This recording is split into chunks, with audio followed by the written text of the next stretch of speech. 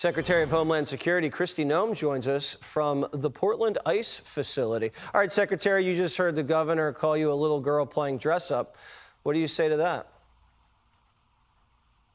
He keeps throwing out insults. I wish he would just defend the people that he's responsible for. And that is what is shocking to me about these leftist politicians, just how they ignore the people who elected them, jeopardize their safety, and continue to disrespect our law enforcement officers. So one of the things I've been dealing with all day here in Portland is a bunch of pansies that are elected into political office who won't make a decision to keep their citizens safe.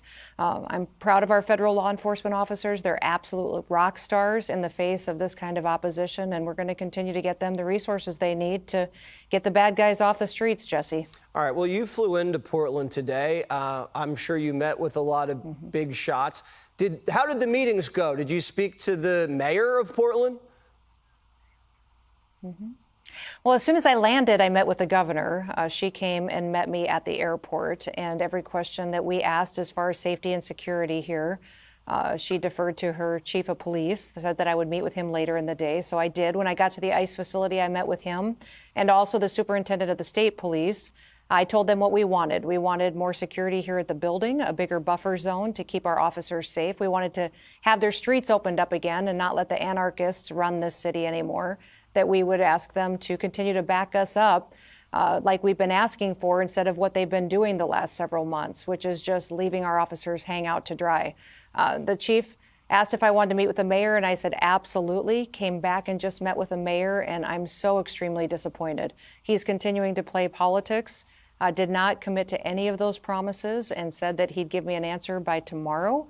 And I'm hopeful that he will. What I told him is that if he did not follow through on some of these security measures for our officers, we were going to cover him up with more federal resources, and that we were going to send 4 times the amount of federal officers here so that the people of Portland could have some safety. They could have some security. Today, Jesse, we went and got a sex offender off the streets here in Portland that had been violating minors, and we're going to bring him to justice. And this Portland mayor tried to brag about him making our streets safer. No, absolutely not. It is our federal CBP and ICE officers that are cleaning up this city, and every single day they're going to stay dedicated to doing that. So none of these officials thanked you for getting these pedophiles off the street?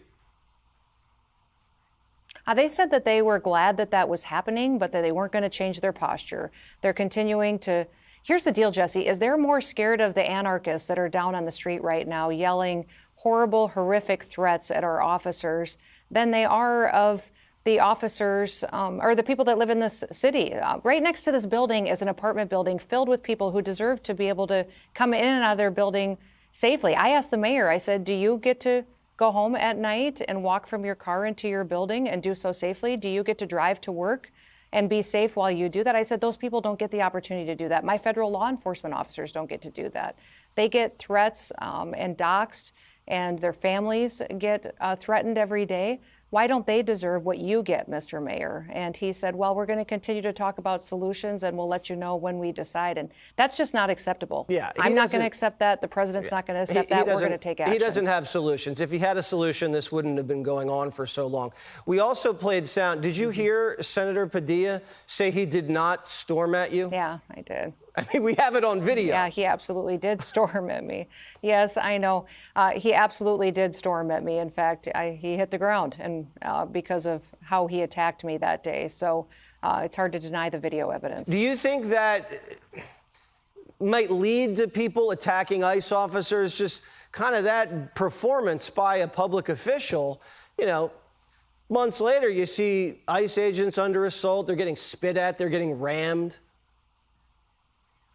No, you should see the conversations outside. They're threatening their lives. They're saying Molotovs melt ice. They're talking about using weapons of destruction against our officers. And then these politicians stand up and say, well, we just need to talk some more. Listen, this mayor is going to wait until somebody gets violently hurt or killed. He's going to have blood on his hands because he sat around and thought too long, because he's too scared of the political ramifications of making a big decision to keep his city safe. That's my concern, is that you've got so many people here in Portland playing politics. They don't realize they're up against professional terrorists. Antifa-affiliated individuals are outside this building right now shouting death to my law enforcement officers while the mayor drives home and probably has a fancy dinner tonight and goes to sleep in his cushy bed. It's just not acceptable, and I'm so glad that isn't going to continue to happen in President Trump's America. All right. Yeah, the same thing happened in Seattle with Chop or Chaz. They waited and they waited, then someone got murdered, and then they had to clean it up. Hopefully it doesn't get to that. Secretary, thanks so much for joining us, and continue to do a great job and stay safe. Absolutely. Thank you, Jesse.